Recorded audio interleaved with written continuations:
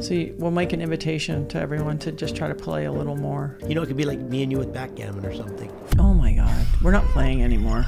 You see that word? We are not playing anymore. We stopped playing for like 20 years. Yeah. Do you remember that? Yeah. We used to play, and then we stopped playing literally for 20 years. Then we learned a new way. Hugh taught us poison. Yeah. And then I think we're back. I think I'm not playing anymore with you. How come? You are the worst loser I've ever seen. Oh my gosh. And then you were stomping. Show me a good loser and I'll show you a loser. I know, but it's unbelievable. And it's before bed, and then you fall asleep. You fall asleep in 2 minutes, and I'm still pissed that you were rude. You're not exactly a great loser yourself. Just because you hold it in doesn't mean mine's out and yours is in. No. Yeah. It's a shrapnel thing. Like you were stomping up the stairs calling your dog. Like you and the dog were going to bed, right? And then I was like, are you really going to do this? And you're like... Hi everyone, I'm Gabby Reece. I'm a retired professional volleyball player and co-founder of Laird Superfood and XPT Fitness. On this podcast, we interview experts about the latest in health and fitness so you can maximize performance in all areas of your busy life. And my guest today is Laird Hamilton. He's perhaps one of the greatest big wave surfers of all time and one of the co-inventors of toe-in surfing, modern day stand-up paddle surfing, and even foiling. I mean, Laird has surfed some of the biggest and scariest waves in the world. And oh yeah, one other thing he does that might be scary is he has been my husband for the past 27 years.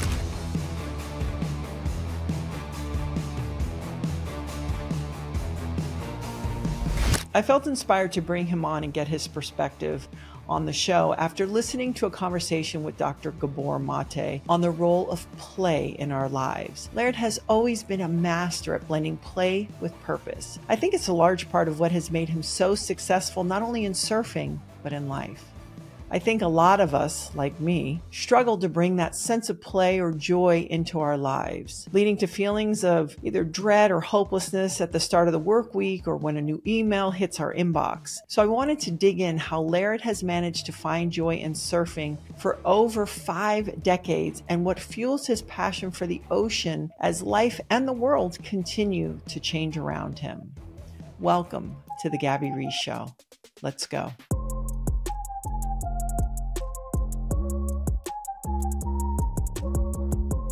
So I want to dive right into this. I heard this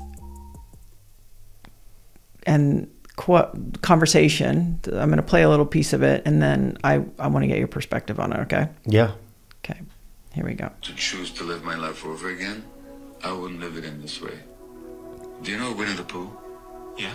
Okay. Not personally. No, the book. The end of that book would bring tears to my eyes for years. Christopher Robin has to go to school, and he's telling his friends, the toy animals, that he won't be able to play with them so much anymore. And what I wasn't aware of when I went to medical school and when I was a physician is how driven I was to justify my existence in the world. I wish I hadn't worked so hard. When you're driven to work too hard, you actually ignore what matters. And what matters is what you were telling me last night about how every summer you take a bunch of weeks away from your podcast and you just spend time enjoying your kids and your wife and your family. I didn't do that. I always felt I had to keep working. And the book ends with the statement, and whatever they do or wherever they go in the enchanted forest, the little boy and his bear will always be playing together. And that phrase would bring tears to my eyes for years. People sacrifice their playfulness, their joyfulness, being driven by unconscious needs to validate your existence. And where does that come from? Again, that comes from childhood trauma. Play is so important, and joy is so important. In that sense, we can always keep playing in the enchanted forest, and that's just essential, I think. Okay, so that is something... An emotional Winnie the Pooh. It is. It's very beautiful. So I really appreciated that. It's beautiful. So Gabor Mate said that on a podcast, and he deals with a lot of trauma and things like that. But when I heard that, I saved it for you and played it, and I just thought you'd be the perfect person Because I feel like you have a very different view than most of us on play.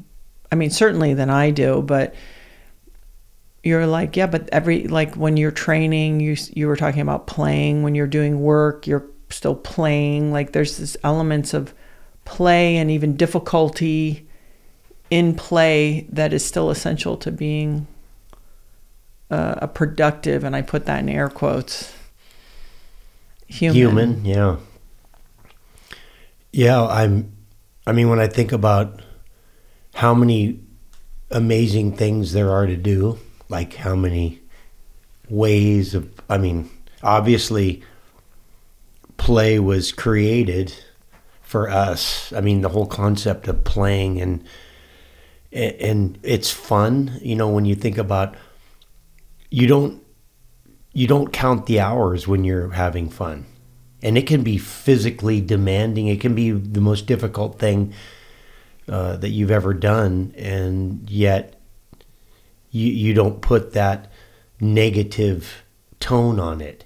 You don't go, oh, okay, well, I'm going to play for 8 hours straight, 5 days a week. And, you know, but because the system isn't set up like that. It's set up to, you know, that work is supposed to be, or effort is supposed to be, work is effort, and that's supposed to be hard or not fun. It's not meant to be fun. No one goes, oh, my job is fun, except the people that are successful and have found the thing that they enjoy. And then all of a sudden they work 10, 12, 14 hours. They're thinking about it in their sleep. They're doing it.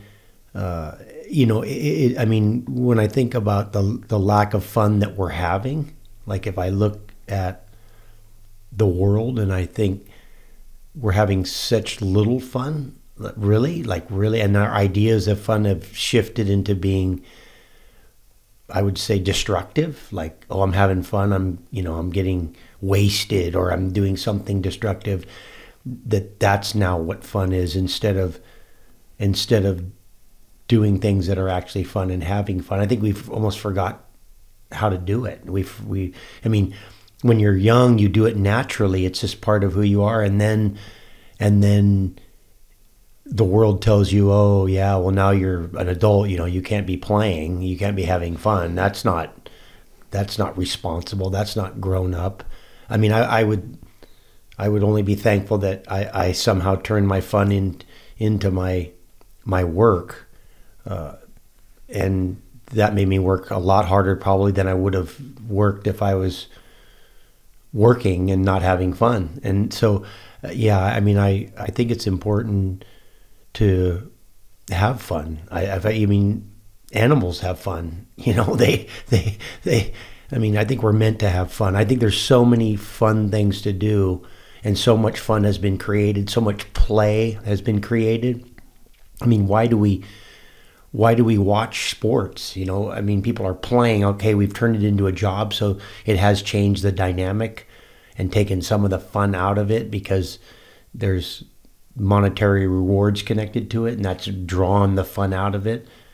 But playing is, I think, is freedom. I mean, that's like what really being free is about. You know, being able to play. That's like true freedom, is the ability to be able to have fun just for the sake of having fun, just for the sake of doing it. And there's so much joy in that. There's so much healing in that. There's so much, I think there's so many lessons in that. I think we underestimate what the value of what having fun, ultimately the value of playing brings us. I think it brings us so many things that's unmeasurable.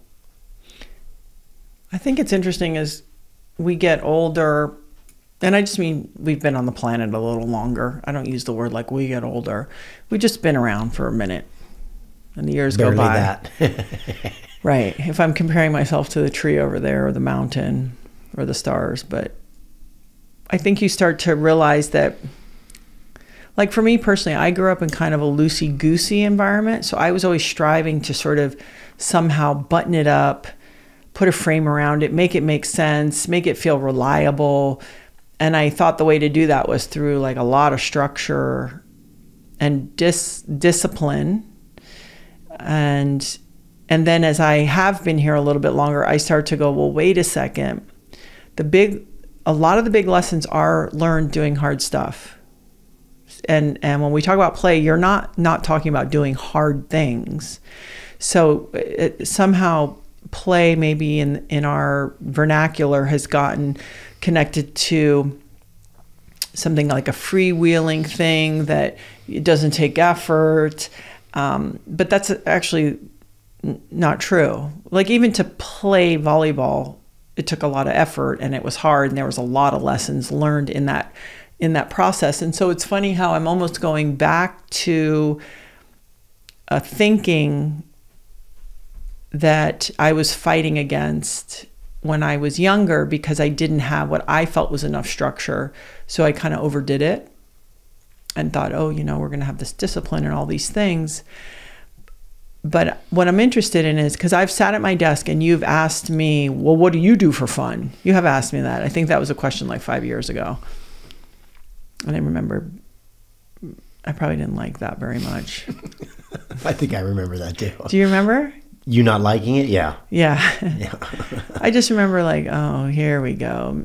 Fun guy who's good on the waves and can go have fun, like doing all these different things, is asking me how I'm having fun. Here I am trying to be a, responsible adult and all these things, it's so silly. But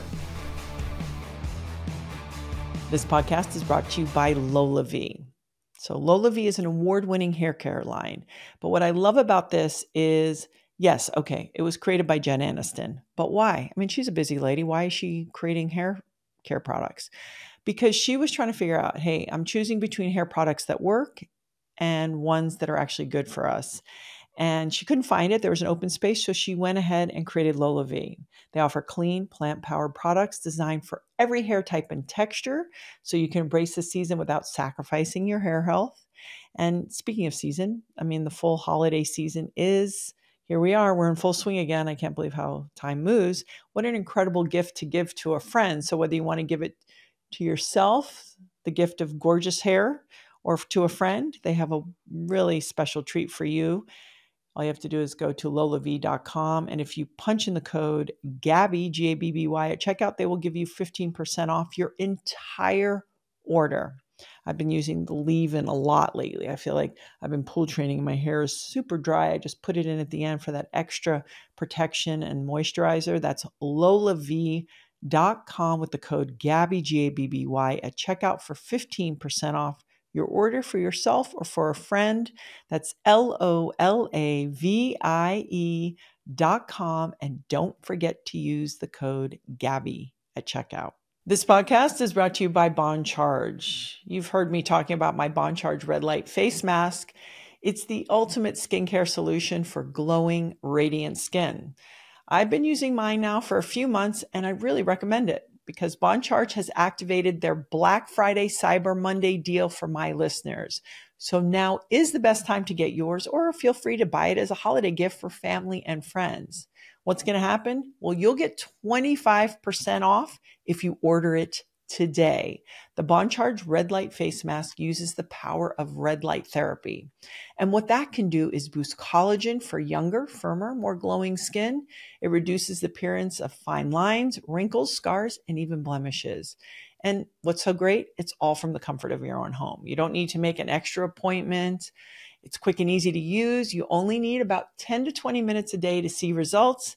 And it's cordless, so you can use it while relaxing or sitting at your desk, finishing up work, even watching TV, reading, whatever it is. Listen, I want you to move your body, and I want you to sleep and do all the right things and eat well. But things like this are these nice little extras. And you can order the Bond Charge Red Light Face Mask today with this great Black Friday Cyber Monday deal for yourself. Or remember, it is the holidays coming up. It would make an incredible gift.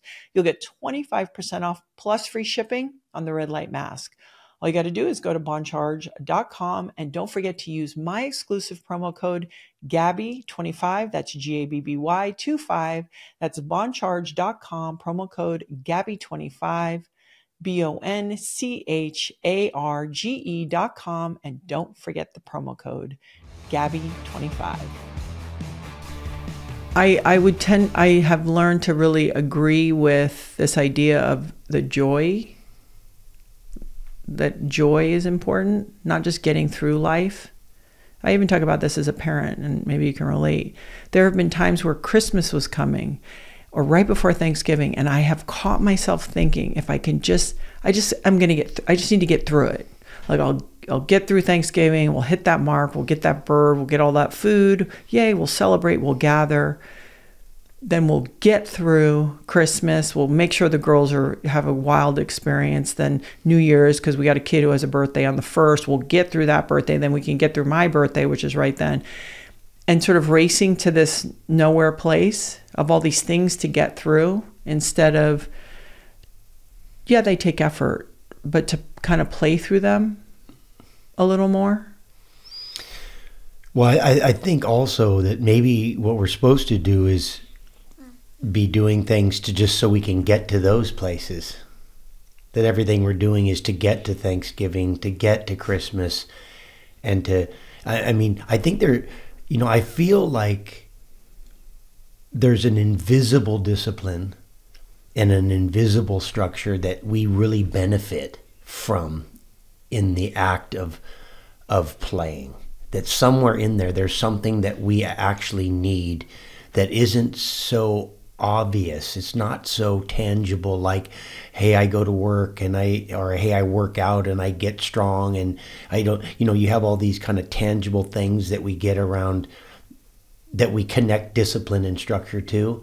And maybe there's something we're getting that we actually need, that we don't even know we need, that is being provided by play. That the play actually is creating a discipline in us that, I will say the play in us, the play that I've experienced has made me disciplined. In the play that I've experienced has created structure. And so in a way, maybe that's the gift. Maybe the gift is that you're going to get the thing you actually need doing this thing you think is trivial, that somewhere in there that it doesn't, and not to mention that the world, the structure of the world has been set up in a way to ignore that or actually label that as something that's not responsible, and there's no structure in there. It's separated from exactly our real life. Exactly. And then when you look at, if you say, okay, is this what we're doing? Are we just going to be here with our head down working, doing hard workouts, but we just go to do the hard workout, and within that you can create play in that? I prefer workouts that are playful, because you work harder, you do it longer, you do it more often. So, but we've been put in a structure of, that we have all these marks to meet. You have these ways to be, and being irresponsible is that you bypass things that you really enjoy doing, and you sacrifice those. And in a way, I think that's a little bit of the deception. I think there's a deception in that. I'm not sure if that's, I'm not sure what force is pushing that. Right, if it's on purpose, or if it was a happy accident, if it comes from a good place or not a good place. There's something, because I would think, if you said that there were two forces at hand, I would think, well, the one force being light or positive, or it would be the one where you were having fun, but yet you were fulfilling all these things that you needed, and the other force would be a little bit of a darker force where you wouldn't be having fun, and you're doing all this stuff and maybe getting these things that you think you really need, but it's also been set up that you do need them. So you've been like set up to need these things, which is part of which I think that's the only way you'd actually continue to do it. Right. Because if it was set up that you were getting the same value from it that you did from play, you'd be like, well, why would I do that? I can go play. Yeah. So we talk about this a lot, that sometimes within some of the deceptions is a truth, and that's why the truth sells. So we do need some discipline and we do need structure, but we don't have to get it by punching a clock and being enslaved to our jobs and live for the weekends and live for the summers and live for the holidays. Yeah.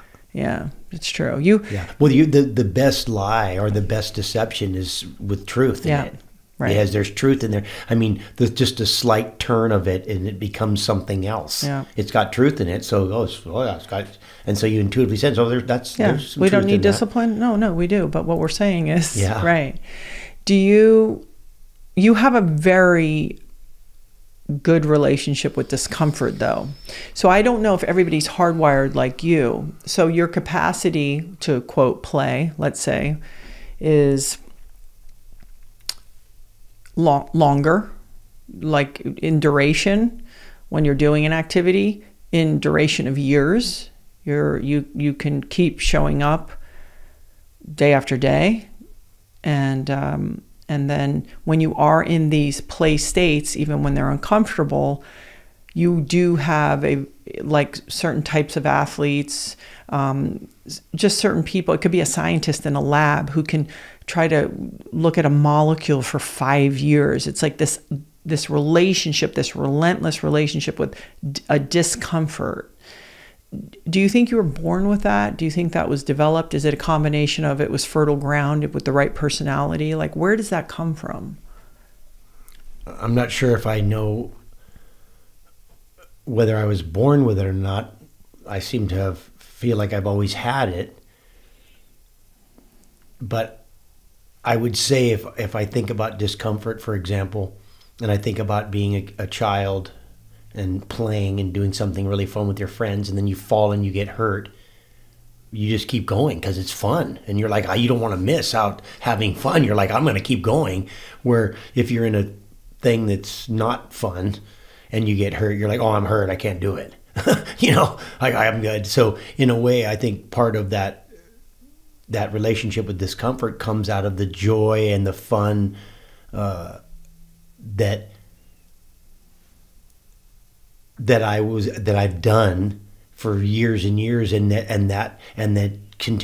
wanting to continue to do it regardless of being hurt. It's like when I broke my leg the first time, I was missing the surf. I was like, I had to go surfing. Like, what am I going to do? I got to surf, and I cut my cast off and went surfing and rebroke it, and then cut that cast off and taped it, and went, I just would surf with injuries all the time because I loved surfing so much. I loved it. I was so, and so I had my enthusiasm was driving me, like it drives somebody who's into molecules. Maybe they're enthusiastic about it, and they've seen something, and they see what they could do or what could be or all those things, and so I think that I've had the fortunate to have that lesson, that training, which was I don't want to miss the game. I don't want to miss the. I don't want to not be able to go and do it. And so I can do it hurt. I can do it hurt, no problem. I'm still doing it, even if I'm hurt, and even if it hurts to do it, I still get to do it. And so it's got to have a lot of meaning for you, and it's easier to have meaning when you're having fun.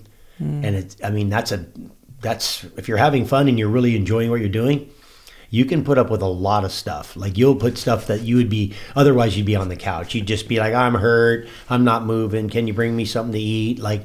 But that desire to continue to play, to continue to do, and not miss the waves, not miss doing stuff with your friends, not miss that I think that just made me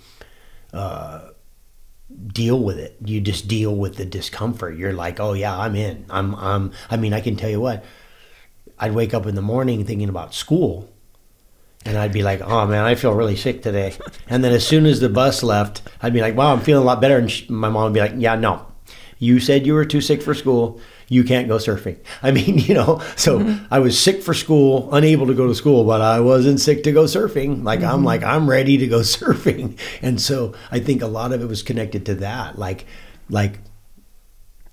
when you really love it, like, are you really get joy from it, or you really love doing it, and it brings you love to play, you're not going to miss out. You're going to be like, hey, I can go out sick. Yeah. But, school, I'm like, oh yeah, I'm feeling a little scratchy in my throat this morning. I don't think I can make it on the bus, And so I think those are the two elements of what you're willing to endure when you are doing something that you really enjoy and you're having fun doing. It's amazing. You can go out with broken body parts and still operate. And when it's something that you're not really excited about doing, and I think that's where the discipline comes in too, because you feel like, again, that steady desire drives you to want to be able to do it. So then you're going to be like, oh, I want to eat good. Okay, I want to work out and be strong. I want to go to sleep early because I want to feel good so I can do it. I want to just do everything I can so I can do it. Everything. And so in a way that ends up turning into being probably as disciplined as you could possibly be. And so, like I said, it's the invisible discipline. It's that invisible. It's invisible, and people are like, oh, discipline, but you're just playing. But well, no, because then you can take that formula, that philosophy, that and put other things in there. That desire to ride waves, that desire to have fun, the desire to be in the ocean, all of a sudden leads into, the desire to eat good because it helps me be in the ocean. The desire, I'm going to go work out because I'll be strong and then I can be in the ocean. And so all of a sudden you start putting other things in that. And then all of a sudden it turns out to be like, wow, you're amazingly disciplined. Because I would be like, oh no, I'm very undisciplined. Like to look at me as a child, you'd be like, the kid there's no discipline. Because discipline, somehow we connect to obedience. So we think, oh, you're disciplined. Oh, that means you're obedient. And I'm very unobedient. So then you can't be disciplined, because discipline would be obedience. And I'm like, man, I'm not obedient, but I'm disciplined. And so I think that there is some invisible lessons that we get. And again, I'll say that because there's so many things, so many ways to play. There's so many things to do. I mean, we would think up crazy stuff when we were kids, like, oh, bring these cardboard boxes to the giant hill and, slide down the grass off the cliff. And I mean, just whatever. I mean, you could just make stuff up when you were a kid. And then as you got older, I feel like as I got older and you get better at things, then you need to up the ante, right? Because your skill allows you to do things that become more difficult and have greater consequence. It's like when you first learn to ride a bike, you're just riding down the street. Then you get pretty good, and pretty soon you're riding down a hill, and then pretty soon you're going off a jump, and then pretty soon you need 2 jumps, and you move yourself into that, into the complexity of skill, and as the skill increases, then things become more complicated and also become more dangerous. As you learn how to be in bigger waves, you're stronger, you're a better swimmer. Now you can be in more dangerous positions. As your skill increases, so does the need for higher levels of challenge. You need a higher level of challenge. As your skill increases, you just keep needing a higher level of challenge. It's just part of how we evolve. This podcast is brought to you by Jenny Kane. I was given a very special Flynn sweater years ago from Jenny Kane.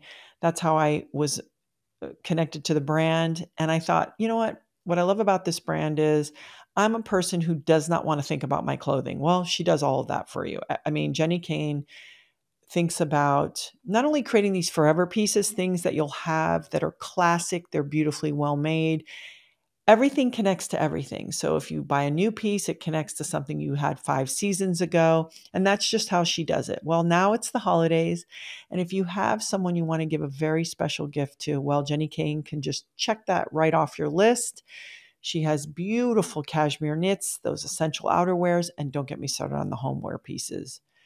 I mean, I don't know if there's anything sexier for me than beautiful homeware pieces, or even just like a beautiful, simple, worthy, obsession-worthy candle you want to give as a present. She's got you covered, and she has a great offer for you. For a limited time, my listeners will get 15% off their first order. All you have to do is go to jennykane.com and use my code Reece, REECE 15 for 15% off. Oh yeah, also check out their cropped cocoon cardigan. It is so yummy. And a kind of holiday sexy chic is the demi pant. I love that. So again, go to jennykane.com, JENNIKAYNE.com, and don't forget to use the code Reece, REECE 15 for 15% off your first order. Yeah, we're hardwired. If someone's listening to this and they go, well, it's easy for you to say you have a wave, like you have surfing, it's very defined. So it does kind of build in the scaffolding of support while you try to go to bed at 8:30, or, I mean, in your perfect world, it'd be 8 o'clock. It would be, wouldn't it? 8 o'clock would be like your dream. I mean, if you wake up at 4 a.m., 8 o'clock, you've been up for a while. You're up. I mean, you're 16 hours in. Oh my God. Yeah. It's a perfect amount of time. Then you go to bed at 8 and you get 8 hours of sleep. So let's say someone's lived their life and, is a good citizen, and they're kind of having this contemplation themselves, like, how do I incorporate play? And maybe I'm not a master at surfing or ping pong or piano or something.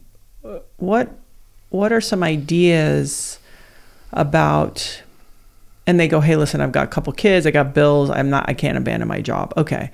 So how do we incorporate play? Well, if you have children, start playing with your children. I mean, that's your first thing, is just play with them, do what they're doing, or that's exhausting. Exactly. You need to be in shape for that, or you'll get in shape from it. I'm not sure which one, but play with them, take them or do what they're doing, and don't just observe, don't take them to play with them, like go do stuff with them.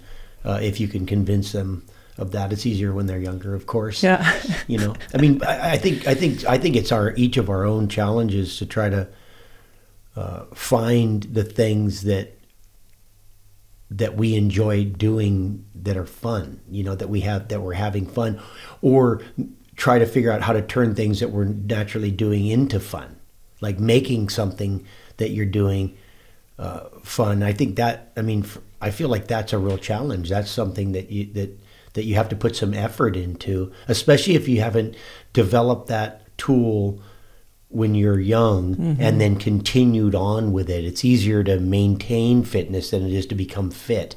And so, I think you just have to be creative and be curious, like the child is, and where they can take anything and make it a game and make it fun. And I mean, there's a lot of ways to have fun, and they don't all have to be physically athletic. It has nothing to do with being an athlete. It has to do with doing things for fun that are fun.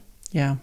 Yeah. I even think about, I was just with interviewing somebody who is a chef, but they paint in their, just to try painting, or I agree with that. I just think, again, as somebody who,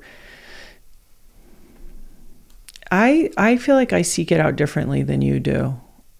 I feel like within my day, weirdly, stuff that would definitely not be considered fun for you, I have found the fun in. I believe that. Do you see me having fun? Not always.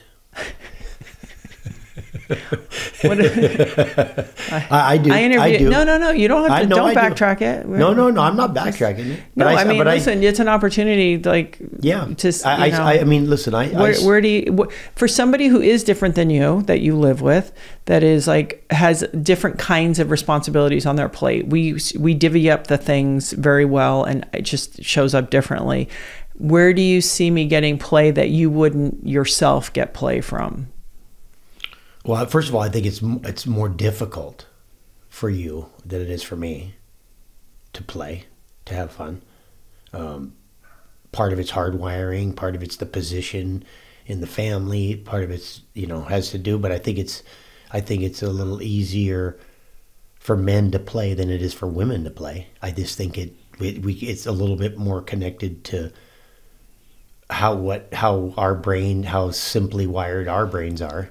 Yeah, you can almost redirect energy and be like, this is what I'm doing now. Yeah. And it's not a criticism. Yeah. No. It's a necessary focus. Of course. But it's like, I did that, now I'm doing this. Yeah. And It's if I do connected to- this over here, I'm still thinking about 50 other things. It might be connected to hunting and that kind of Totally. stuff. You know, it's like, Yeah. so it's connected to, I mean, we take everything and make a game out of it. We got combat's a game. We got, It's true. I know. I mean, we take every single thing there is and make a game out of it. And so, like I said, I do believe it is easier for a male to play than it is for a woman. I do think that by nature. Every once in a while, you do meet girls that are good at playing. Yeah.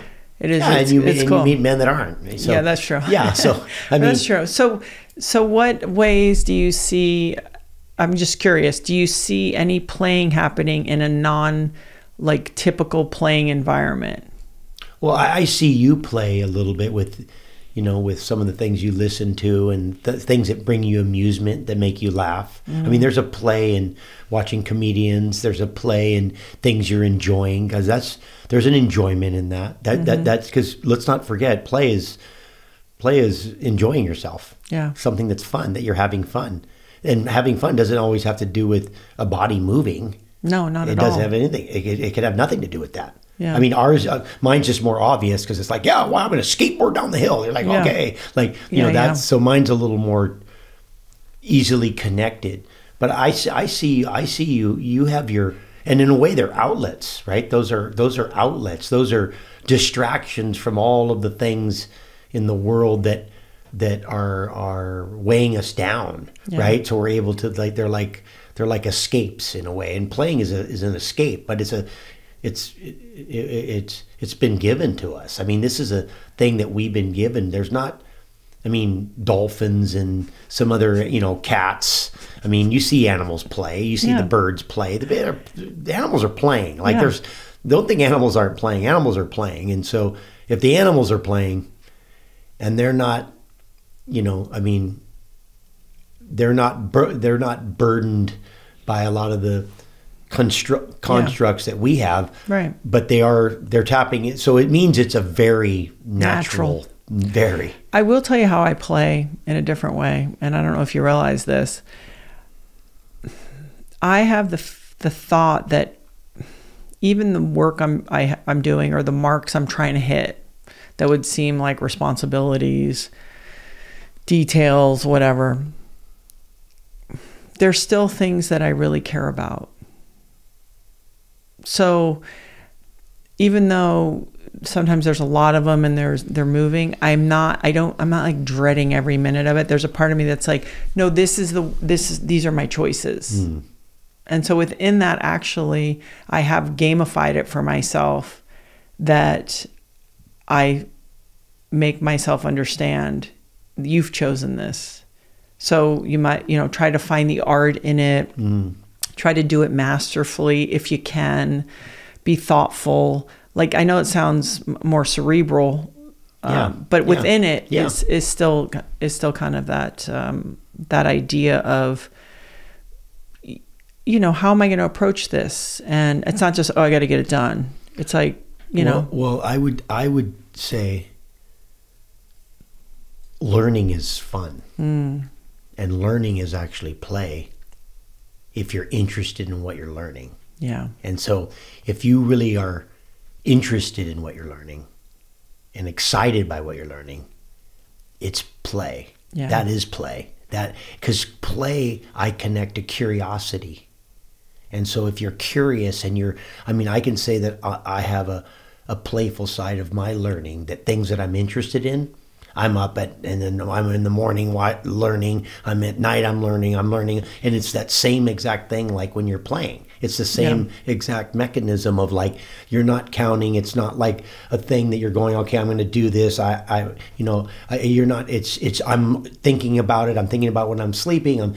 So learning when it is things that you're interested in. Yeah, that's true. Is play. Yeah. Because play and curiosity, I mean, where do when you watch a child and they're curious about something, well, that's the beginning of play. That's where play is. Play is in that. And then there's a physical manifestation of that, which is all the physical things that we're doing. But then there's also the cerebral manifestation of that, which is all the things we're learning and the things we're interested in. Yeah. And so, I mean, if I would say any great scientist, any great musician, any great artist, any great cerebral being, they're playing. Yeah. They're playing. And then you know, the play shifts, and from what was fun all of a sudden gets the burden of a lot of other pressure, and the fun can be taken out of it. You know, like you start a game, when you play a game when you're young and you're playing it because it's fun and you have a great time, and all of a sudden then it's like, okay, now you're going to be a professional and you're getting paid to do it, and if you don't do well and people boo you and you lose your contract, and you know, you do well and people cheer for you, and so it becomes something that we ruin play, right? We destroyed it with that in a way, but yet we're so enamored by it that we have millions of people watching because we ultimately it's a essential part of what we are. Like it's essential part of what we're doing. And like I said, proof of that is just all the ways and that you can. Yeah.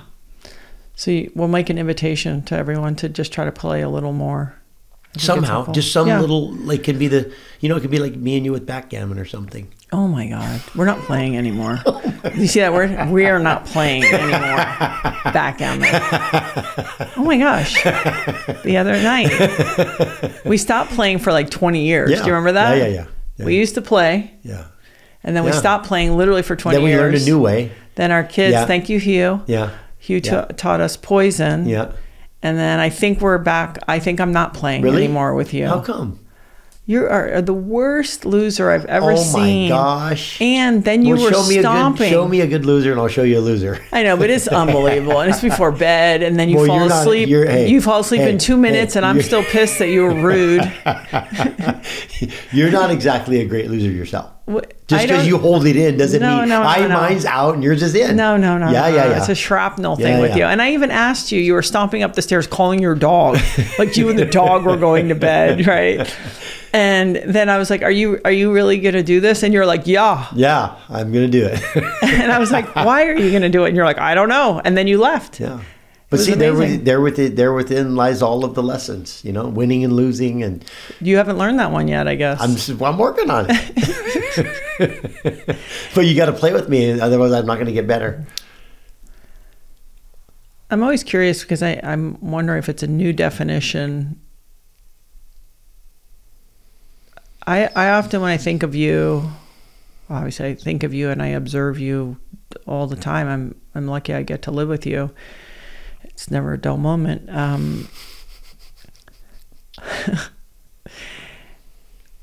It feels like your pillars are surfing and family to me. I mean, you have your subset pillars of, like, you know, tell the truth, and pillars, excuse me, you know, tell the truth, your eating, your training, kind of the life pillars. But it feels like you're guiding, besides the notion of there is something bigger than you. I feel you are led by a moral compass, but it seems driven towards family and surfing. And as somebody who has surfed for so many years and has said to me in, you know, no uncertain terms, I have a lot of waves. I still have a lot of waves I need to ride. Please. Right. What does it mean to you today, and what does it bring you when you do it? I think that it's like a compass, like a guide. You know, it's guiding me through the world. I'm getting guided, and it's it's a relationship with the ocean. It's in creation. It's in the sea. It's, I don't know. There's so many things that it does for me, and I feel like I'm so much better as a person. I'm so much better as a husband, as a friend, as a dad. You know, like it guides me, and it makes me it brings me such a feeling of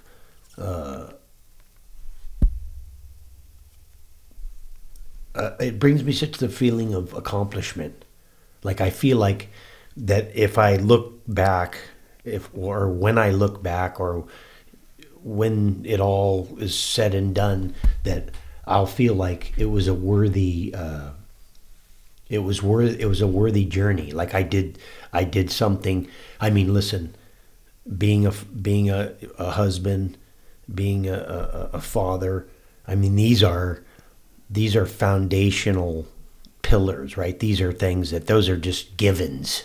Like those are like, it's kind of like what you say about working out, where you just, you don't decide whether you're going to brush your teeth or not. You brush your teeth. It's like you don't decide whether you're working out. It's like, and so there's certain things certain conducts that you have that are pillars, right?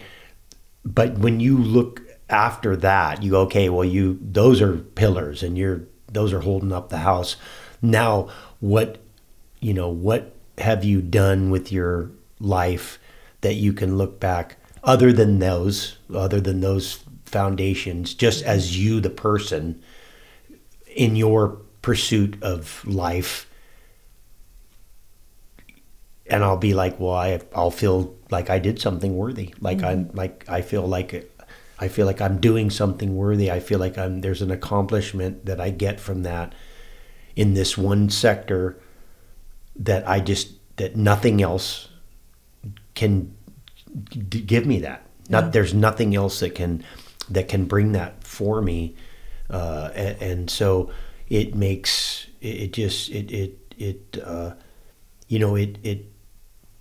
it's the other post. It's like the other post in the, you need the post to hold the roof, and you only had 3, then the roof's going to roll over, and it's like the 4th post or something. Like so it makes me, gives me a sense of accomplishment. It gives me it's a guide. It's guiding me. The pursuit of it is guiding me into the unknown, and I just and it's always different, and and you're at the mercy of nature, which is really honest. It's like it's a place of, in a crazy world. It's like a beacon. It's like a beacon out there in this, in a world of uncertainty. I can go, well, that's working. That works for me. It's worked for me. And you don't always know the way. I've taken so many turns on that path, and I keep getting the blessing of having it be new. Like, it's ever changing. It always is evolving. We're doing it different ways and doing things that we never even imagined, and almost not that we deserve it, but that it's a reward for the genuine pursuit. That in the genuine pursuit of it, with the right intentions, that your reward is that you get new things. You get new... Right. You've got new ways to ride it, new places to ride it.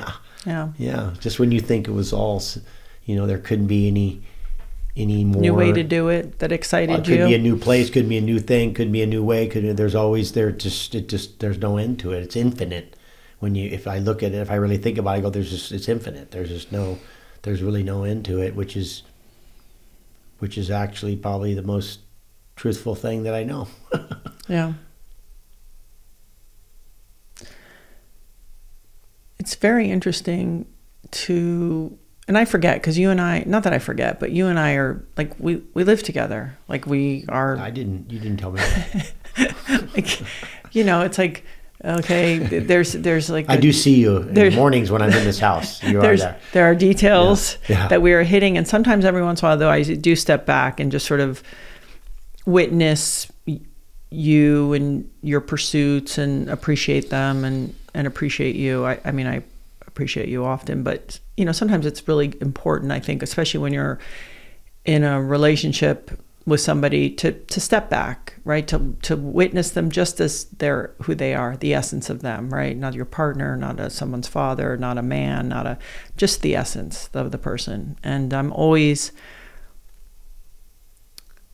inspired by your relentless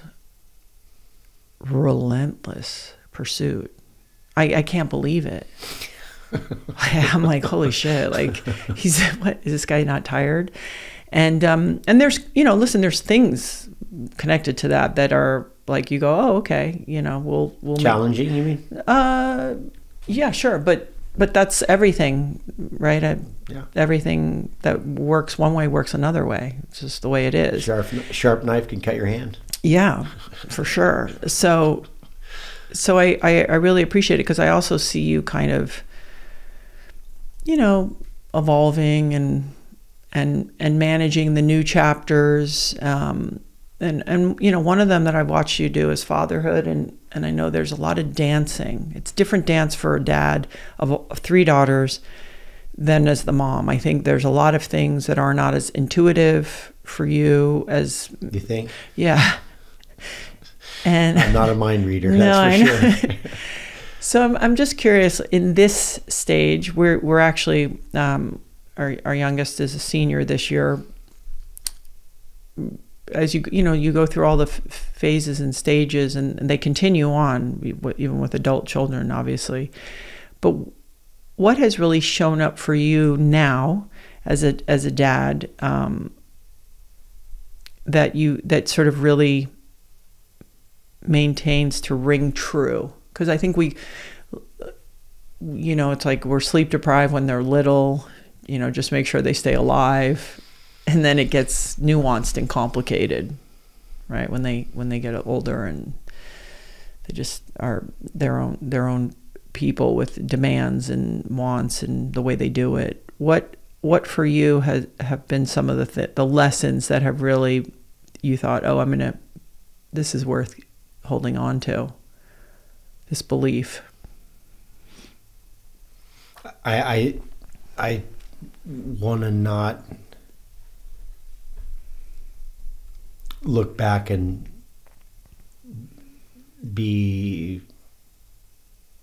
I don't want to look back and wish that I had done it differently.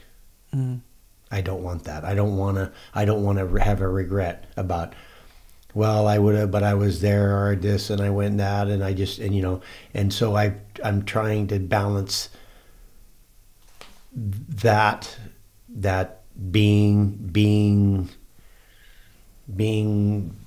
the dad, being the father, and then still doing the things that are the individual. It's the me and that, as well as in the relationship, as the husband, as the father, as all of those things. And I'm trying to balance that. And obviously those are things that came along that when it was just me, I was just surfing and that was all there was. And then it was me and you. And then it was like, okay, now I'm balancing that. And then now it's with the girls, and now I'm balancing that. So then there's a certain amount of time that can be allotted for each of those things, to not give up something and be like, oh, well, I used to do that, but now I'm with you, because that's weird, because that's not, they're gone, and then what? And then you're like, well, I gave up that for them, but then they left, and then you're like, so there's a weird dynamic, which all those things, I think I'm trying to just go with my, continue to listen to my heart, listen to my instincts, and try to create some kind of order in the chaos, or just try to, I think that's what we're all trying to do at a certain point, and being open to learning, being wrong, being, all those, doing all those things that will be helpful always. They'll never not be helpful, and try to take those tools, with me along the road as I go, and then having, you're never going to not have a regret, because that's just, it's called that's parenting. how life is. Life has, that's why they call it regret. There wouldn't be a name for it if it didn't, you didn't have it. So you're going to but let's reduce it down and try to not self-inflict it, and to the point where you're, well, I'm really sorry that, blah, blah, blah, blah, and then you spend your whole life apologizing. I'm already doing that anyway, so I don't need to add to that. So, but yeah, I feel like that, and being still, I think that's been something that yet with a fire inside, burning inside, and the desire burning, but then try to be still, try to be strategic, try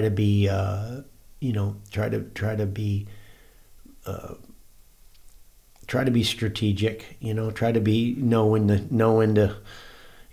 to take the shot, and every day is a failure at some point throughout the day. You just say, okay, well, tomorrow's a new day, and you wake up and see if you can fail a few less times, or avoid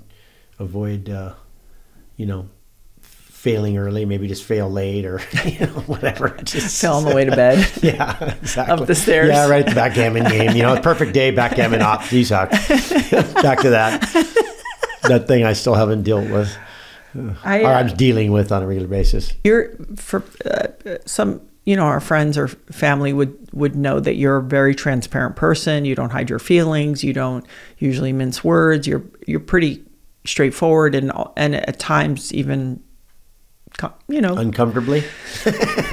Yeah, like I wouldn't call it confrontational, because that has like it's just you're very direct and open. And what I have seen over the years, though, with your girls and with me, I know you give me a lot of room. Is that quiet, and I know you're not passive, but there is, I call it male wisdom, and I know a lot of men with it, where they've lived long enough, and you've said it jokingly, like, I just know I'm not going to understand, or I don't understand, and like the relationship with that, like, you're not going to understand necessarily how I feel. But just the room to just kind of be like, yeah, okay. It's an interesting thing to watch, because I've watched you develop it over time, and then I see you practice it. And, sometimes you have a move. It is kind of funny. You go like you kind of pull and wipe your head. I think it's like almost like a self handcuff or something. Maybe there's a sigh here and there, but is that easier? Is it sort of like, oh, this seems like the best move in this moment? Like, where does that come from? I think it comes from practice, like everything, you get better at it. I think it comes from accepting that maybe you're not going to understand, accepting that maybe saying what you're feeling or thinking might not be the most productive thing. Mm-hmm. It comes from, it also might be the best thing to do, period, because it could be the most effective, and with the least amount of, shrapnel. Yeah. So I think there's a lot of things, a lot of reasons why that you go that way. Like if you're listening and you're trying to participate. You want to, I think it's I feel like it's our nature to be helpful, like to create a solution. And sometimes the solution is just no solution. That's the solution. It's like just being still is the solution. Yeah. And so, and I think that takes time to learn. I think you see the productiveness of it, and then you're like, that works pretty good. Let me just continue to work on that, regardless of sometimes, your reaction or desire to want to do something different. So I think that's, I could make it simple and be like, yeah, my mom said, if you don't have anything nice, don't say anything at all. And I'll be like, yeah, it took me 60 years to learn that one. Well, I will say, up until like maybe 10 years ago, you used to say to me, I don't know if you recall this, yeah, I just don't want to say anything I'm going to regret. And so you wouldn't say anything, but then you would say that line, and I'd be like, well, what does that mean? Yeah. What do you want to say? You know, and it would turn that. I was like, that was I'm not dumb enough to do that anymore. That was a genius move in a certain kind of way, because I'd be like, you'd be like, I'm not going to say anything I'm going to regret. And then you're like, okay, but you have obviously thoughts and feelings that I think, you know. And you know what's so cool? That you want to know. But you know what's funny is now I'm old enough that if you said that to me now, I'd be like, great, don't. Yeah. Like there's that happens too. Exactly. Where I'm like, I don't need to know. Yeah. I don't want to know. Yeah. Right about when I stopped saying is when you stopped needing to know. 100%. Yeah, funny how that works. It is amazing. It is amazing. Well, you know, I always say you're going to be really good at a job right when you're finished. That's right. So in the last few months, you know, I've been doing high X for, I don't know, what do you think, like 14, 15 years? Yeah. And for whatever reason, you occasionally will join. Participate. Yeah. And you never did before. Mm-hmm. I've done it before, like at the one-offs here and there. Yeah. But like you sort of have joined in, and the rule is I just don't say anything to you and don't correct you. More or less. That's pretty much the rule. More or less. Yeah. I sometimes lob out. More or less. I sometimes. Sometimes lob out like more or less. Suggestion. Yeah. I know. I know. That's a form of not saying anything. Yeah. You know, Laird. Yeah. But. I've enjoyed it. I mean, you have. It's been really interesting. Part of it's been, I think, just the nature of what's been going on in general, just with everything, just the like where we've been with our youngest daughter and where we and just with the ocean stuff and meaning the ocean hasn't been producing that many waves. Just some like it's been a perfect. And I really admire and appreciate your programs, and it's I was saying earlier today that for athleticism, like for an athlete's workout, it's just a perfect condensed, good movements. Really does made one of my sore hips feel better. It's like there's everything about it that's really productive, and to add that into the pool stuff and I mean I've enjoyed it. I only bring that up because I want to remind people that everything can have seasons and time. So you've been exposed to the training for years and years, and it's like at this time it serves you. And and by the way, if next year the winter there's surf every week, you won't do that. So I think what I'm leading to is I write stuff down. You do move in a more intuitive way and follow like what you need. Like some mornings I wake up, you're gone, you're on a bike, you're gone. So you need that at that moment versus like, oh, I ride every day, or I ride 3 times a week and this is what I do. It's like, no, today or this week, this is what I need. I do that a lot. I mean, a lot of it, it's out of interest. I don't like the monotony of the drudgery of just the same. I mean, not that I can't get on a paddleboard and paddle for days, but and there's something less monotonous about some of that when you're outdoors and you're doing an activity. The monotony is because the lighting's different. There's a fish jumping, there's a bird flying, just everything's different all the time, even on the same bike or run or paddle but I do like especially within certain types of fitness, I do like variety, and the programs that you write, because they're different every time, that I do like that format. I also do like to move and do different things in seasons. I mean, I'm in the heavy farmer's carry sand dune mode. Oh, okay, do that I'm over here doing, it's kind of, so you're right about kind of following my intuition and my interests. And so I think that, I don't, and it's because I'm not lifting and doing things in a pattern to give benefit. I'm not like lifting weights so I can lift more weights so I can get bigger pecs and biceps. It's like, that's not what I'm doing. I'm lifting for endurance. I'm lifting for durability, and I'm lifting for athleticism. I'm lifting to be more athletic in my specific discipline.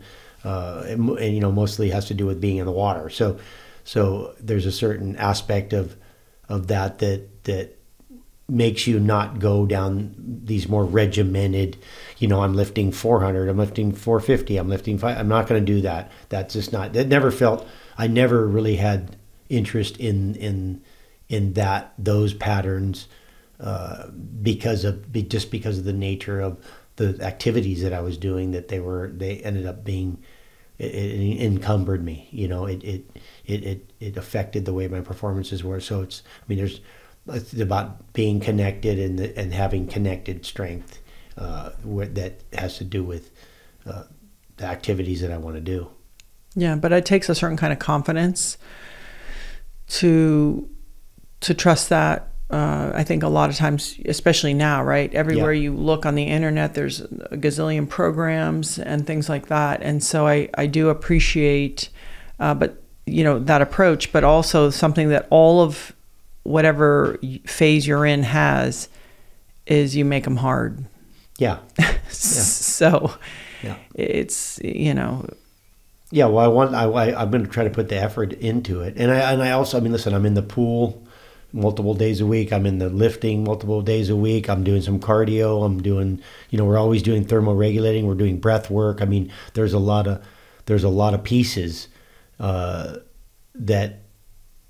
at the end, I just want to be a healthy organism, right? I want to do enough effort that I sleep well and that food tastes good. So whatever that looks like in the day, I can do that in the ice tub. If I do enough icing, believe me, you'll be tired, you'll be hungry, and you'll sleep well. And so I think that's I think that's an element that I've learned benefits me. Like I'm benefited by output, like a certain amount of output, a certain amount of volume, and I can get that a lot of different ways. I can get it.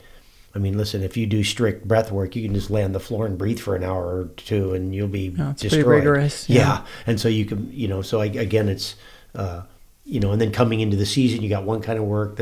When the water's warm in the pool, you're working harder in the water. When it cools down, you don't have you can't do as much because you just get, you get tapped out by the temperature. And so there's all that. It's just, for me, it's more interesting. I think it's more fun to kind of go into all these areas. It seems like there's benefits from each one of them, and that's worked for me. I'm always just skipping all over the place. There's no really rhyme or reason. It's like, I'm over here, I'm doing that. And some days I'm doing this, for months in a row I'm doing that. I'm always dancing around. But I do think you listen to your instincts. I think you say there's no rhyme or reason. I think you get a sense of, this over here would be good for me. It's like you do this with food. Yeah. You get a sense of something and you think, because it's not ping-pongy, there's a deliberateness to it, but it is still driven by, and I just bring that up because we live at a time where if people don't have this self-discipline, I think it's great to have these systems to write everything down, to manage it, to gamify it, to, quantify it, whatever they have to do. But I think you're at a place where that's not your issue. So you're leaning into, this is what's going to feel good and work for me in my sport that I'm trying to do, or my activity that I'm trying to do. And I always have, I've got some, hurt this, hurt that. So I'm always dancing around. I'm dancing around.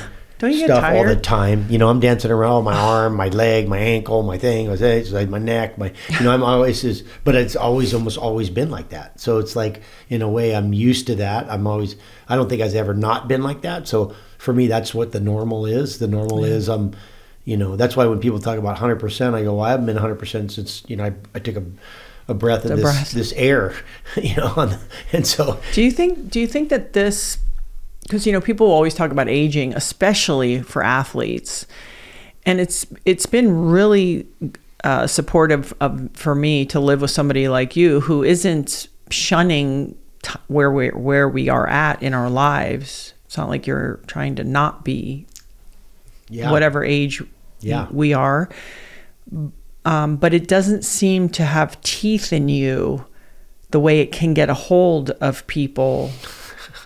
And do you think because part of it is that you've always had some kind of, because usually it's like people go like, oh, I don't recover the way I used to, or now I got this, I got this knee or I got this hip, but in a way you kind of always have had something. Yeah. So do you think that that also makes that you would be considered, an older athlete easier because you've always managed it? Of course. Yeah. I mean, listen, I mean, I've always been like, somebody goes, oh, you're limping. And I'm like, I've been limping since I was 16. Like, what are you talking about limping? I go, I was limping worse then than I am right now. Actually, this is pretty straight for me.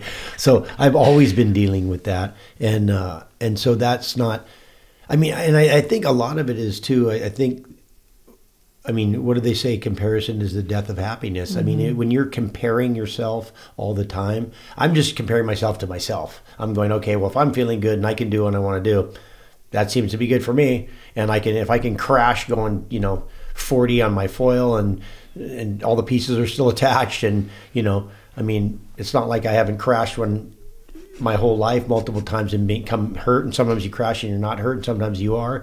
And I just don't want to, I think if you attribute things to things, then they'll be attributing to the things. Yeah. Like if you attribute, oh, well, now that I'm this and that's why you start talking like that, then it's going to do that. Like, and so whether it does it or not, you don't need to support it. And part of it is, I think a big piece of it is you just being honest about where you're at. Like, hey, I'm cool. Like, I'm not 21 years old, full of testosterone, but then with that comes what I have, and I'll take what I have over that. You can have that. It's cool. Like, I'm good with that. I don't need that. Like, I can appreciate it and be like, wow, I remember that. Or, wow, that's funny that all the women act funny around that guy because he's so, full of testosterone. They all go, oh, hi, oh. I'm like, okay, cool. Like, it's not, I'm okay with that. So, but I think a lot of that comes from, a lot of that comes from kind of being an outsider and having always been a little bit of an outsider.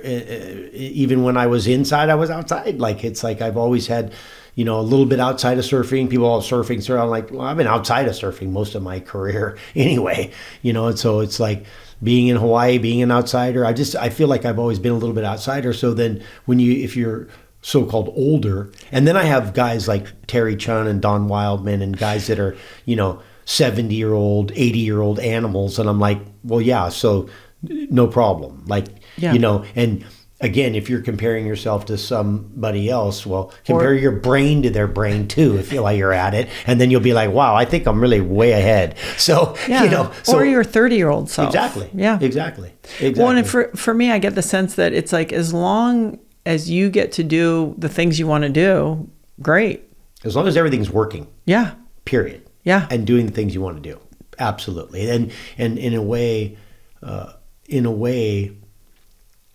seemed a lot less stressful.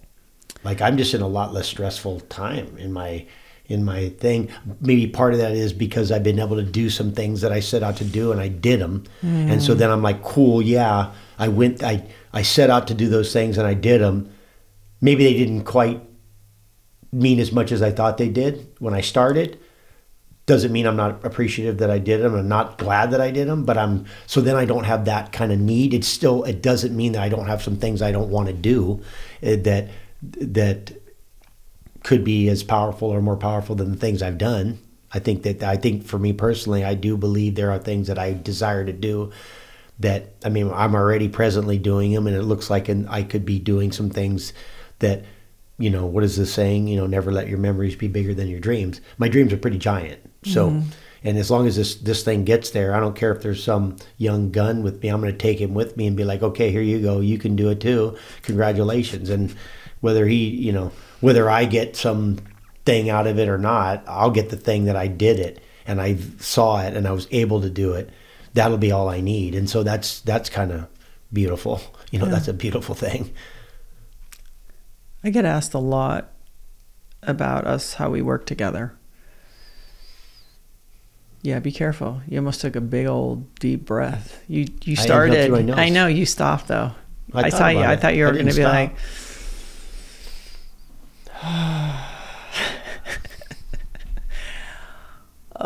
So But it's we. No. I don't mean it. Yeah. That's a thing. I mean, I guess. Okay. So first of all, people have to understand, we come from sports that it almost requires you to be an entrepreneur. Unless you're going to be like, unless I was going to be a volleyball coach and you were going to be reps surf apparel, or I don't know, I'm making it up. Like unless we were going to sort of be, you know, adjunct related to the things that we were doing. And I don't think that. Well, we are able to, and we do it the way we do it because we are both individuals. We are both people separately. You have you do what you're interested in. You follow your thing. You follow your pursuits. I do what I'm interested in. I follow my pursuits, and then we together collaborate on our pursuits. And so I think that that's a big piece of it. You're not relying on me. You don't say to me when I'm walking out the door, "Okay, honey, well, have a good trip. You know, we'll just be here waiting." I mean, it's like, okay, you're like, yeah, right on. Hope you have a good one. Here, can I help you get the flight going? I mean, you know, so your support of my pursuits is genuine, and it's not, and you don't take it like it's taking away from you, because I can feel that. If I could smell it, if I could sense it somewhere in there, that I could feel that you were feeling it was taking away from us, the house, the children, our relationship, I would sense that, and that would probably be very bad. That would be a very bad thing. It would be bad for me. It'd be bad for us. It'd be bad for the whole thing, right? And I hope that you feel that same way, that you feel that I give you the backing and the support that you need to do what you need to do, that you're what you're interested in, with your like, hey, I'm doing this, I'm going here, I'm going that. Yes, you go. It's like, and so I think that first of all, that's probably the most important thing, and then we can go into, okay, we collaborate when we work together. Then we work together really well because we're already working together really well on these things that are probably the ones that would be the most, have the potential to have the greatest difficulty. That's the areas that would have the greatest difficulty, which would make it working together not work well, because you're talking about this, the individuals weren't working separately well. How are they going to work together well? It's not going to happen. So then when we come together, you know, and then also too, everybody assuming their position, like understanding the roles, like being in your role, like when you go and I go, and you know, there's certain things that you're going to be better at, that you don't mind doing, that, you know, and there's certain things that I'm just going to be better at that I don't mind doing. And so knowing the roles and those dynamics change, and we can adapt and move, that we're a united front. That we have a united front, because we have a united front with one another. We can have a united front somewhat with our daughters. So, I mean, again, I think all of those, you know, I think that all of those pieces, how it, you know, it's an elaborate ballet. It's an elaborate ballet. It's an elaborate ballet that is, but there's some beautiful choreography with it, and I think that that's come from time. I think we already had the foundational things. I think probably the number one thing is our values, that we have very similar values, and without that it would be a no-go. I mean, there's certain things that I naturally do that are harder for you. There's certain things that you naturally do that are harder for me, in those systems, just by the nature of being a man and being a woman. I feel like in that way or if it's in our personality traits, but I feel like in that way we're very fortunate that somehow we have very different skill sets and strengths, even though kind of from the outside, I think the assumption is that we're very similar. And I think we're so different. But like, have you looked at us? We're different. But like you said, at the value side. So I think it's also, but as different as we are is as similar as we are. So that is true. And I think it's just, you know, people, you can't strategize that. That is just good fortune. That we found each other. But there are things that you can strategize, which is supporting the other person in their pursuits, and not making their pursuits your pursuits. I mean, there's some things that you and there's days like it's a heavier lift for you. Like there's times where, for example, like if you're on a board call for Laird Superfood, that's 4 or 5 hours. Yeah. I'm doing other stuff. Yeah. If I have 97 emails to return, you might be in the pool. Yeah. So I think it's also, and I think this is true of if people are parents, at one point or another, somebody might have more of a load than the other, and the other person can say thank you and I appreciate all your work, but people can't get resentful, because that's the way it is. There's plenty of times that you're jumping on planes for work for us, and I'm at home in our bed. Like, I'm not doing that. But again, it's back to the comparison is the death of happiness, and it's also how do you compare? Because you're comparing things that are completely different. So somewhere in there, you just kind of have to go, okay, well, thanks. They're doing that. Yeah. And that, I don't know if that's harder or not harder, or is that more or less, or that's less frequent but more intense, or and that's more consistent. It's like I always used to say that you're like the pilot light and I'm like the blowtorch. It's like, it's true. Like this one's always on, it's always lit, it's burning nice and steady. This one's just like off, and then it's like, so again, those are the, and you can't, I mean, if you look, the blowtorch might be using as much fuel as the pilot light does just in one squirt to stay on for 1 week. Yeah. So you're like, okay, but that's why you can't, that's what makes it difficult, because then you're trying to go, well, I did this. And as soon as you start going, well, I'm doing this and they're doing that. There's no empirical data on this stuff. It's You're gone. done. No, you're done. You're done. And I think it's, if we share that the goal is, let's say, for example, for Laird Superfood, for the company to thrive and do all the things, then everybody's doing whatever that they're able to do to make that happen. Absolutely. And I think that is one thing that we have learned and also intuitively understood, but then it gets easier. Well, it's like building a house together. If you look at Superfood, and it's like building a house.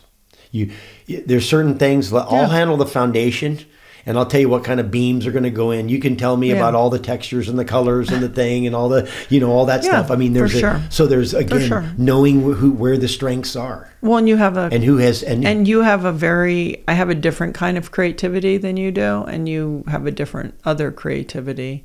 And your willingness to kind of experiment too with ingredients has been interesting. I joke there's some overlap, and then we have overlap. Of course, but do you remember that shilajit that you used to eat 20 years ago? Yeah. It was disgusting. Do you remember that stuff? Of course. I love it. It was gross. I love it. So Laird. Yes, Gabby. It is a unusual time in the world. It is. And I think that I always joke in the show, it's like I just want to push people to be as healthy as they can, because I think whatever that looks like for them, however they do that, they'll make better decisions. They will not be as influenced as heavily. They'll be able to not be manipulated as much and just participate. And with all that's going on, what is your invitation or hope for people, in their own lives?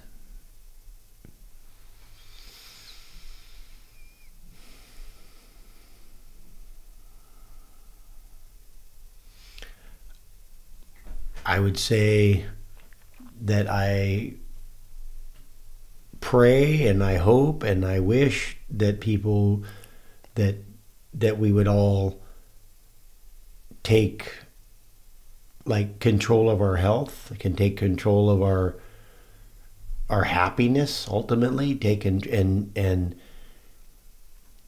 and work together, try to be together, try to in the interest of all of us, work together, and I think being healthy and working on being healthy and putting that in the front of your cart is because this is your vessel. This is the thing that influences your thoughts. It's the thing that affects everything you do. And I think that if people were able to control their, and it would bring them confidence too. Like I can say that you get a different mindset when you feel like that you actually have some say in your well-being. If you know you have in your spiritual well-being, in your physical well-being, if you know that you actually are in control of it, that you are actually in control of it. It's not out of control and that you have to have somebody help you can be in control of it. If you can control it yourself, like that you have an idea that you can actually control your, then you gain the reins. Then all of a sudden, then your thoughts are different. Then your concerns are different. Then everything, you know, you just, I think everything changes with that. I think once you are able to take the reins of your life in your hands, and you feel like, hey, I can, you know, I'm not just at the mercy of every situation. I mean, because that's a desperate position, and desperation is such a bad place to operate from. You can't make good decisions when you're desperate. You just can't. And where the system has made it so that we're constantly in desperation. We're in desperation for money. We're in desperation to being able to afford food. We're in desperation of our health. We're in desperation of our with our families. We're desperate everywhere, right? I mean, and of course, driven by fear, because desperation and fear are it's a good business model too. Closely connected. You know, you're desperate, so then you're scared, because when you're desperate, you're scared. Yeah. And I think if we can not be operating from such desperation, whatever we need to do that, you know, whatever that means for you to take control of your health, can take control of your, you know, of your life, and not just give it up. I think that would be very helpful. That would really be. I know it's a constant. I think it's a constant battle every day. It is for all of us, no matter where we're at. And that's I think a really important thing to highlight, because people might say, "Oh, well, you know, you've been doing this," and what you realize is that to get up every day and to show up and to try to be your best, whatever that looks like for somebody, it is a form of like a work that you have to do it. Yep. And so not to kind of try to do everything perfect all at once. Do the best that you can in your eating, try to get to bed, you know, breathe deeply. Foundation. Eat real food, move your body occasionally, try to connect with somebody. Try to get good water. Yep. And after that, almost you have to not worry about it. Yeah. Like fortify to the best of your ability. Yeah. And then say, I'm not perfect. Yeah. I blew it here and there, but I'm going to, like, because I know even people, we talk about it here, EMFs, electricity, all this stuff. There are many days that I go, hey, listen, I'm doing all I can do for my immune system to be strong. And after that, I don't care. Yeah. I'm not going to freak out about it. Yeah. Because I think that sometimes that also is overwhelming to people. So in this world of, we can get as granular as we want, talking about all of this health stuff, to back way up, be reminded what the important pillars are. Yeah. And you can get lost in the details. And overwhelmed in the details. It's too much. Yeah. I mean, it's like the things that you can't control, you got to let those go. Let it go. And the things you can, you just try to do the best you can with those. Yeah, that's it. And so in wrapping this up, I have said this a lot. People, you know, that know us will say, oh, well, they'll be like, well, who do you think's easier to be with? Because so at the end of November, we will have been married 27 years, together 29 years. Which means and this was a couple years ago, I've actually been with you longer than I have not been with you. That's not the case for you yet. That was the case for me. And I have said this. I got you when you were young, huh? Well, I was 25. You're 31. Okay. So. That's a good balance. Good for me. Do you ever, it's a side question, as the head of the house, as the head of the house, as somebody who has to kind of know what to do, like when something happens, like an emergency. I mean, I have the skill to do it, but a lot of times you have been put in that position. Do you ever get scared, or do you, like, how do you manage, oh, I have to make a decision here. I have to do something. I need to protect these people. I need to make a plan. Where does that come from? And I know you're an exaggerated case because you've been in, you know, really dangerous situations. Or is that something you go, oh, it's time now, and you just kind of turn on and into it? Yeah, I mean, I think it just comes from instinct. I think I just have you just have an instinct about the way to go about it. I mean, I could say that you can improve that skill. I think it's a skill. I think there's a skill. Your instincts are a skill.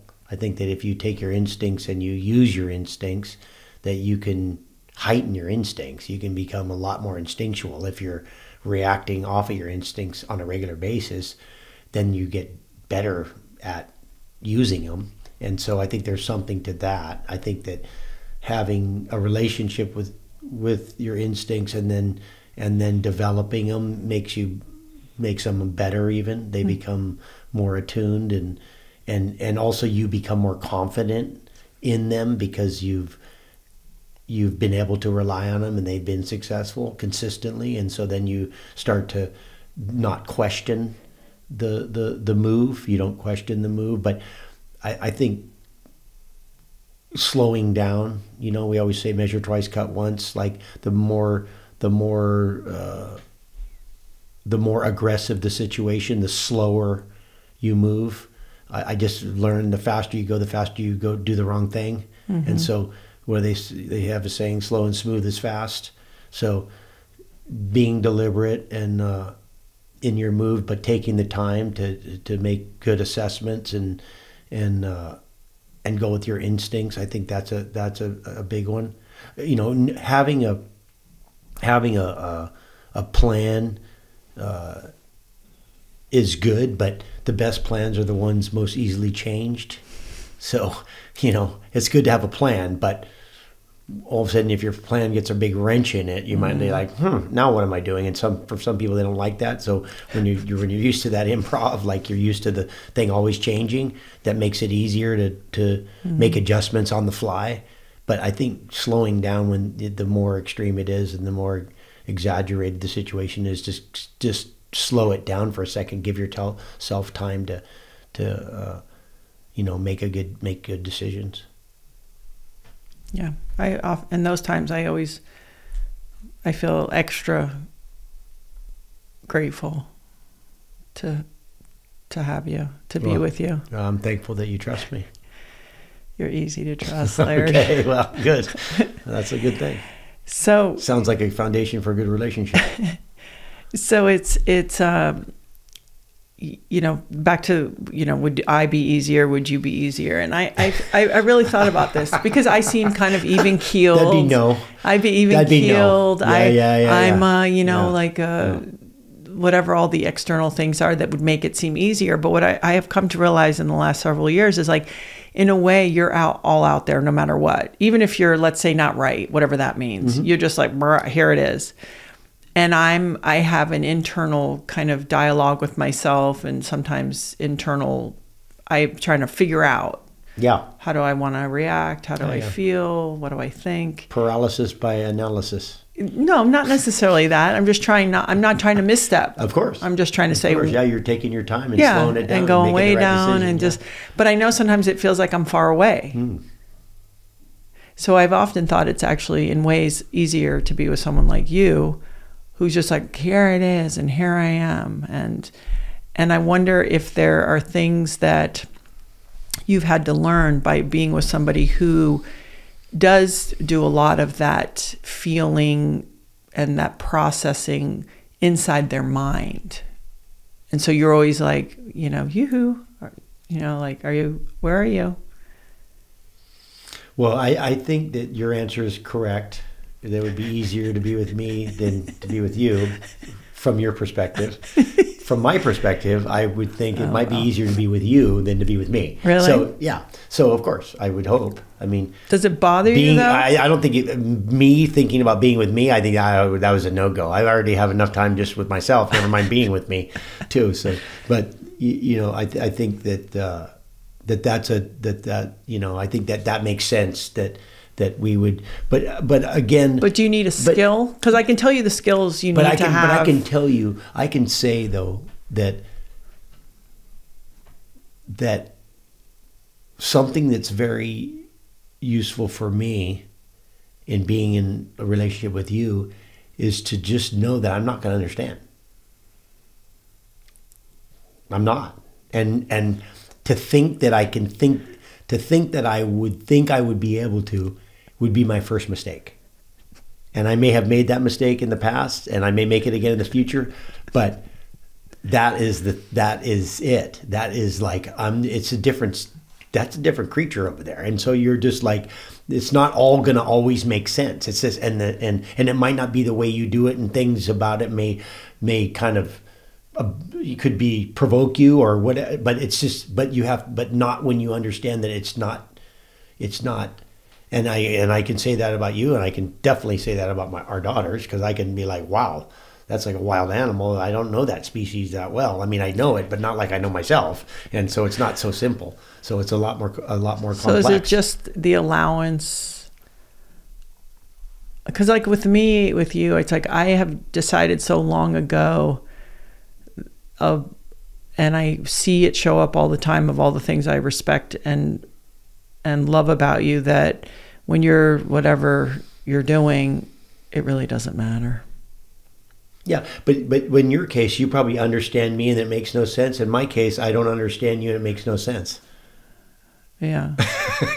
You know what I mean? Like, yeah. I don't understand you, and I'm like, okay, so I understand that I don't understand you completely in moments. So and that. I feel like I understand you, though. I know, but then it makes no sense. Even though you understand me, you'd be like, I understand you, but that makes no sense.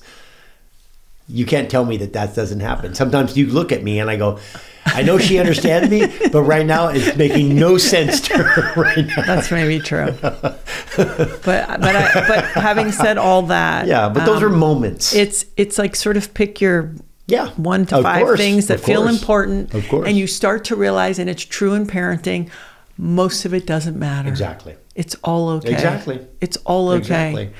And There's just a couple things that really matter, and exactly. The rest is, and something that I have also said that the girls and I all concur is, you are the heart of the house. Yeah. And you have your tenderness and your sensitivity and your passion. Yeah, I know. What was the line the other night or something? Who? The mom said something like, you're the thermostat of the house or whatever. Like, yeah. Like so. No, but we really appreciate it. I really deeply appreciate it, Laird. And I think as long as the furnace isn't on, it's fine. Well, that's true. If we're celebrating this many years, I really attribute a lot of it to your willingness to reveal your emotions, and something really important, which leads me to, because people go, well, how are you when you're apart? Your ability to be present when you're here. So when you go, I've had a fill. I feel loved and seen, and all the things I think people are looking for. Yeah. And also, if you call, I believe when we try to call whoever's at home, usually it's like you try to be like, hey, how's it going? Mm-hmm. Instead of like, the worst thing is you call home and someone's like, you can't believe what happened today, and this and that and this and this. So I think we try to avoid that. And I even think we try to avoid talking on the phone too much when we're not together. Yeah, we also try to avoid being apart for too long. And we've been fortunate to actually be able to reduce that down a little bit and not have it be for long periods of time, because that's not, for us in particular, that's just not healthy. Yeah. We're not good. Some people can handle those longer periods of time, and I'm always amazed by it. But the fact that we don't have to be. Yeah, we're fortunate. That we're very fortunate that we don't have to. When we do, it's usually pretty short lived, and so that's also been helpful as well. I think that's a big piece of it. And I for me, I know that the way that you have made, a home, the way that you have made a home for our family, for our girls, for our friends, it feels so right to me. It feels so great that it makes it a place that I want to be, not a place I don't want to be. And I think that's a big thing. I think and because we are able to give each other space within the space, I think that's also, what allows us to not be in each other's, throat. It's true. I think people have to realize too, like we have, and I'm sure we will, but hopefully you learn how to minimize them. We have stepped on each other's toes. Well, for years, yeah. Well, and made mistakes and learned lessons, and almost, had times where there was a consideration, will we be together? So none of this has come just like, oh yeah, No. No. It's always going to be a combination. So well, it's a ship, a relationship, and sometimes it's stormy, and and the masts break, and you got to put a new one up, and stuff happens on ships. So, and I think the better you get at sailing, that's it. Then you know how to avoid get a good weather forecast, avoid the storm, keep it in smooth water. Nice breeze. It's all good. And deal with the doldrums. Yeah. Because don't kid yourself. The doldrums. Especially, I know. The domestic doldrums. Living, man. Doldrums. It's repetitive. Oh, yeah. So just find the way. Tell me. I know. Tell me. Just find the way within you it just to said have today the little... I was domesticated a little bit. I didn't say that. What did you say? You said something like that. I didn't say domesticated. Oh, yeah. Neutered? No, what did you say? No. Civilized. I think I said civilized. Civilized? I think so. Yeah. So I'm putting on a good show. I'm going to end this with my favorite line that you say to me, one of many. You have quite a few. And I am the one who, I do worry more than you do, just as the way I am. I worry about the future. I worry about, all of it. Yep. And you always say to me, it's all going to be okay. And then you always say, and it is okay. And it is okay. And it is okay. And I think for most of us, we are spending all this time in the future, worrying about this and that. And just the great reminder, even if you can do it for yourself, that right now it's probably okay. Yeah. And it's going to be okay too. Yeah, either way. Either way. Well, Laird Hamilton, thank you for just spending time with me and visiting and sharing some of your thoughts. And I look forward to the next time to see what new things we've learned. Reece, it's been my pleasure to be with you and on this time, and I look forward to the future. And now what's the $1 million question? What's for dinner? I'm hungry. Thanks, everyone. Aloha. So thanks again for joining me and listening to the Gabby Reece Show. Make sure to like and subscribe so you never miss a conversation. And if anything showed up today that you find would be helpful to someone you know, pass it along and make sure to share with us what really resonated and stood out for you in this conversation. Thanks again for joining us. Keep going, and I'll see you next time.